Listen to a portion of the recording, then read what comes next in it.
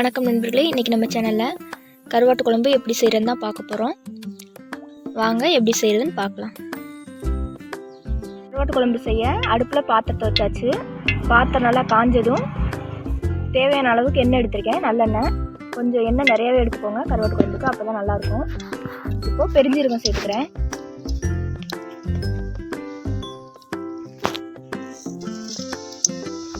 கொஞ்சம் வெந்தயம் சேர்த்துக்கிறேன்.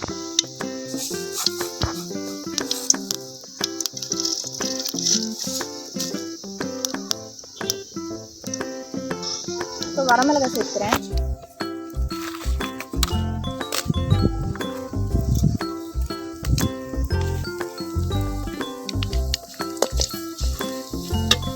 இப்போ சின்ன வெங்காயம் உரிச்சு வச்சுருக்கேன், அதை சேர்த்துக்கலாம்.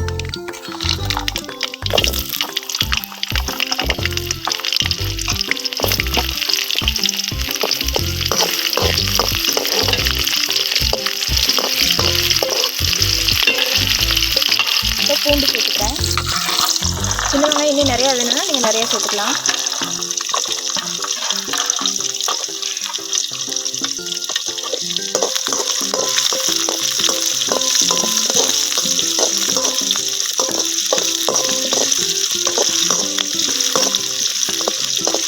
சின்ன வெங்காயம் நல்லா வதங்கட்டும். இப்போ கருவேப்பிலை சேர்த்துக்கலாம்.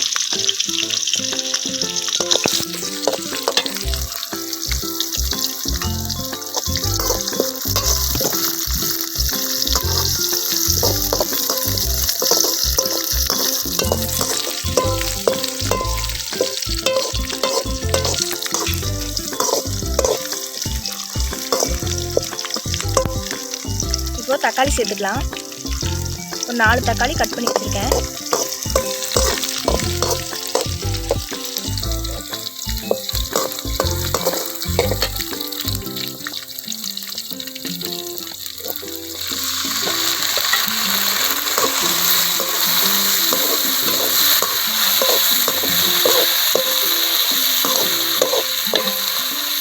தக்காளி நல்லா வதங்கட்டும்.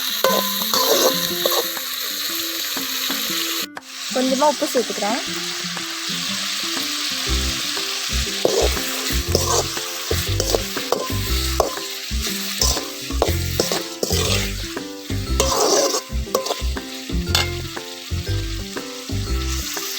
தக்காளி நல்லா வதங்கிருச்சு. இப்போ மஞ்சள் தூள் கொஞ்சம் போட்டுக்கலாம்.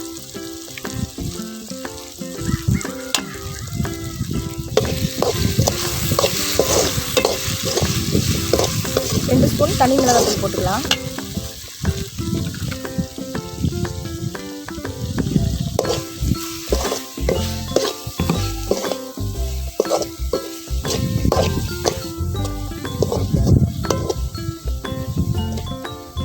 ரெண்டு ஸ்பூன் மல்லித்தூள் சேர்த்துக்கலாம்.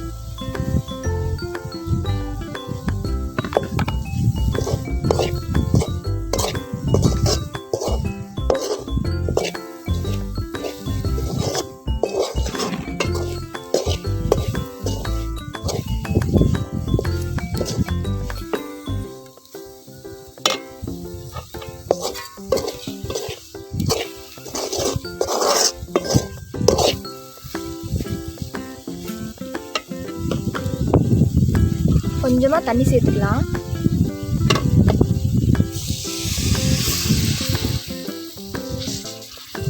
இந்த மசாலாவில் இருக்கிற பச்சை வாசனை போகிற வரை கொஞ்சம் எரிச்சிக்கலாம்.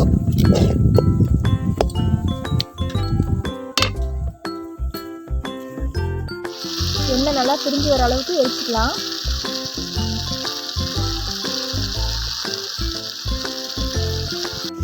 எண்ணெய் நல்லா பிரிஞ்சு வந்துருச்சு.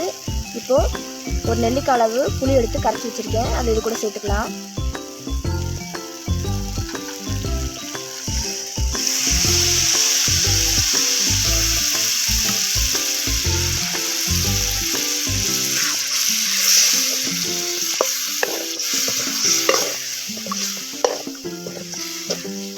இன்னும் கொஞ்சம் தண்ணி சேர்த்துக்கலாம் தேவையான அளவுக்கு.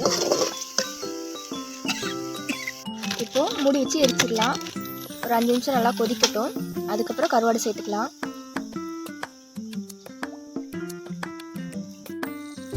இப்போ நல்லா கொதிச்சிருச்சு. இப்போ கருவாடு சேர்த்துக்கலாம்.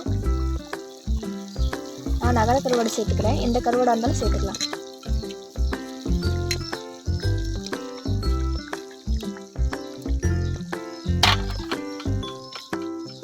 கருவாடு நல்லா சுடுதண்ணியில் போட்டு நல்லா க்ளீன் பண்ணி எடுத்துருங்க.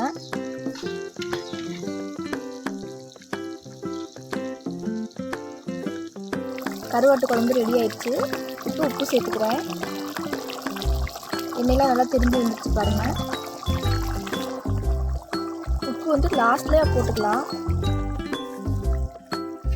ஏன்னா கருவாட்டிலே உப்பு இருக்கும், அதனால் பார்த்துட்டு லாஸ்ட்டாக போட்டுக்கோங்க.